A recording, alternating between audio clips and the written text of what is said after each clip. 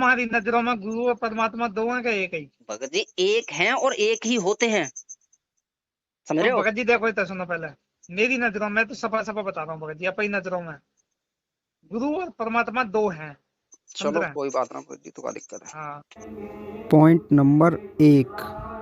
वो मेरी तो तुम तो ही ना तुम्हारी मानना ना माना पर मेरी। जो मैं कह रहा हूँ भगत जी, वो जब मैं खुद कह रहा हूँ भगत जी के गुरु परमात्मा अलग अलग होते हैं, जो वाली बात तो भी मानेंगे। Point number 2।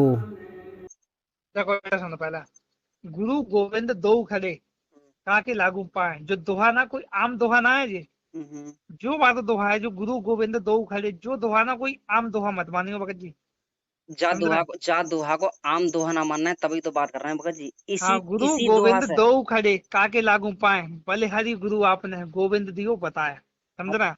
ये दोहा भगत जी, ये जो चीज को भगत जी, जो चीज को तुम सोच रहे हो कि आप जैसे भगत समझेंगे, हम्म, जे लोग ना समझन की इच्छा से ना है ना, वे जिंदगी में ना समझेंगे। जब भगत जी तो सुनो पहले। जे लोग समझन की इच्छा से हैं, हम्म, वही लोग भगत जी समझेंगे इसको, हम तुम कितनों प्रयास कर लें।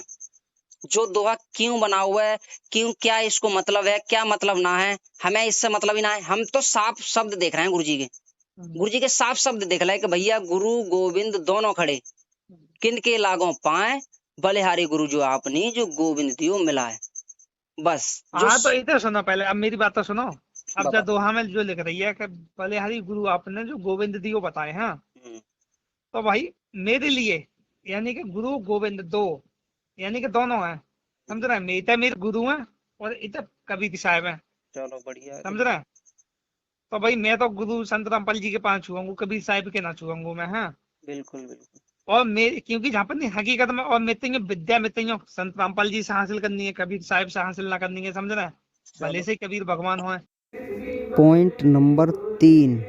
होंगे, जब घर के 10वें द्वारे में ना, तो हम्म, गुरु और परमात्मा दोनों अलग अलग मानने पड़ेंगे। अगर जी 10वें द्वारे से बाहर गुरु को ही परमात्मा मानेंगे, यानी गुरु और परमात्मा दोनों को एक मानेंगे, तो भगत जी भी धोखो खाएंगे, भी माया के जाल में आप है, समझ भगत लो। जी इतनी बड़ी गलतफहमी हो भगत जी, क्या जाको भगत कोई जी? तोड़ नहीं।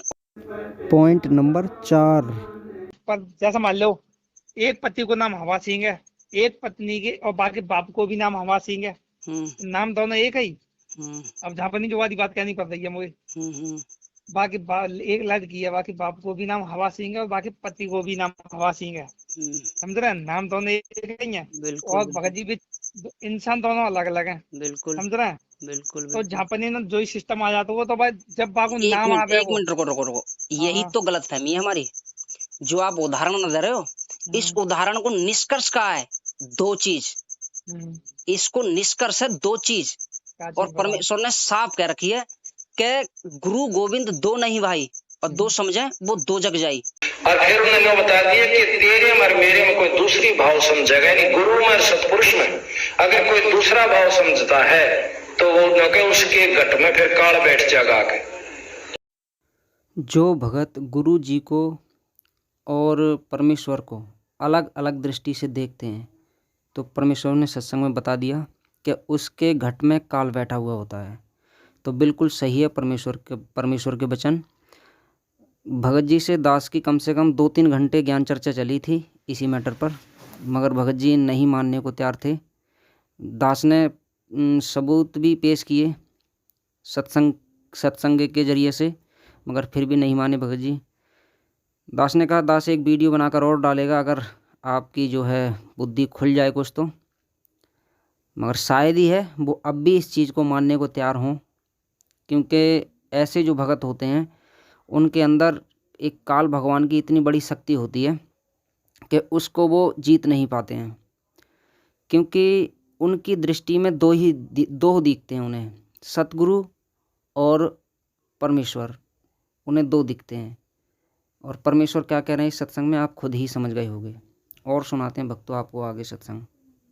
परमात्मा बताते हैं गुरु मानुष कर जानते ते नर कहिए अंधे, ओवे दुखी संसार में आगे यम के फंदे। गुरु को मानुष कर जानते तो ते नर कहिए अंधे, और फिर होवे दुखी संसार में, फिर काल के फंद। पुण्यात्मा, हमने गुरुजी को परमात्मा मानना पड़ेगा।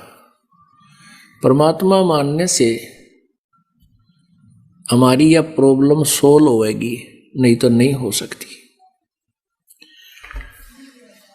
हम अपने ही जैसा गुरु को मानने, एक मानुष रूप मान करके हम यदि उसके साथ रहेंगे तो कभी ना कभी दोष आपके मन में आवेगा। बिल्कुल सत्य है परमेश्वर के वचन। परमेश्वर कह रहे हैं कि हम अपने जैसा ही गुरु को मानेंगे, एक मानेस, तो कभी न कभी हमारे जो है मन में गुरुजी के खिलाफ दोष आएगा। तो ये मैनेजमेंट है, ये गुरुजी को अपनी ही तरह, जैसे हम जेर में लिपटकर हमने माँ के गर्भ से जन्म लिया, उसी हिसाब से ये सदगुरु को माँ से जन्म लिया हुआ मानते हैं, इसलिए गुरुजी का जन्मदिन मनाते हैं। अब की बार इन्होंने जन्मदिन की बजाय उसका नाम चेंज कर कर अवतरण दिवस रख दिया। तो बिल्कुल सही है परमेश्वर की बात। गुरु यानी टीचर जान सकता है। आपको बताया कि गुरु कौन है। गुरु भगवान हो सकता है, दूसरा गुरु हो ही नहीं सकता। क्योंकि गुरु सारी, सतगुरु कहो गुरु कहो, सतगुरु इसलिए कहना पड़ गया कि नकली गुरु नहीं होगे, नहीं तो गुरु शब्द पर्याप्त है। गुरु माने रास्ता दिखाने वाला, सच्चा रास्ता दिखाने वाला। लेकिन झूठे गुरु हो गए, इसलिए सतगुरु की आवश्यकता पड़ेगी। तो सतगुरु कहो और उसको गुरु कहो, परमात्मा ही आते हैं और वो ही गुरु हो सकते हैं, और गुरु है ही नहीं। इस सत्संग के माध्यम से गुरुजी ने बिल्कुल ही स्पष्ट कर दिया, क्लियर कर दिया कि परमेश्वर ही गुरु बनकर आता है यहाँ पर, दूसरा कोई गुरु हो ही नहीं सकता। जब परमेश्वर ने दूसरा कोई, दूसरे का बिल्कुल दूसरा जो नाम है, दूसरा जो शब्द है वो हटा दिया, तो हम फिर क्यों लगाएं इस चीज़ के लिए। जब परमेश्वर ने साफ कह दिया कि भाई परमेश्वर ही यहाँ पर गुरु बनकर आता है, तो हम दो कहें किसे, दो फिर रहे कौन। चलो भक्तों, और आपको दिखाते हैं। तुम्हारी नजरों में गुरु और परमात्मा दो हैं क्या एक ही? भगत जी एक हैं और एक ही होते हैं, समझ रहे हो? भगत जी देखो, इतना सुनो पहले। मेरी नजरों में तो सफा सफा बता रहा हूँ भगत जी, अपनी नजरों में गुरु और परमात्मा दो हैं। चलो कोई बात ना भगत जी, तो क्या दिक्कत है। हाँ। हम तुम में अंतर नाही, जैसे तरंग माही समाही। हम तुमको जो दो कर जाना, ता घटियम बस कर है थाना। अब बंदी छोड़े का बात में कितनी गहराई बता गए कि जिस प्रकार सतपुरुष ने बोला कि मैंने तेरे को नाम दिया, कबीर साहब अपने दो रोल कर रहे हैं, इसी प्रकार तू जाकर मृत लोग के जीवन दे दे। और फिर उन्होंने बता दिया कि तेरे और मेरे में कोई दूसरी भाव समझेगा, यानी गुरु में सतपुरुष में अगर कोई दूसरा भाव समझता है तो वो न के उसके घट में फिर काल बैठ जाएगा आके। तो गुरु जी के सामने आते ही आपको ऐसा महसूस हो जैसे मैं भगवान के सामने जा रहा हूं। अति विनम्रता हो, आधीनी हो, आंखों में एक विशेष प्यार हो, आत्मा गदगद हो। और जब भी गुरुदेव आपके समक्ष आए, आप ये ना समझे कि ये दास रामपाल आ गया है, ये समझे कि भगवान आ गए। जो भगत यहाँ पर गुरु को और परमेश्वर को अलग अलग दृष्टि से देखते हैं, गुरु और गोविंद को अलग अलग मानते हैं, तो वो भगत इस सत्संग पर कैसे खरे उतरेंगे।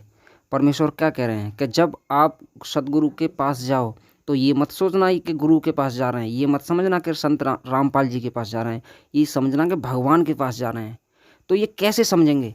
हम समझे तो पहले आपको अलग बैठे हैं, गुरु को अलग बैठे हैं और परमेश्वर को अलग बैठे हैं, तो ये हम कैसे समझ लेंगे कि भाई हम भगवान के पास जा रहे हैं। भगवान के पास समझने के लिए तो हमें ये पहचानना पड़ेगा कि भगवान ही है।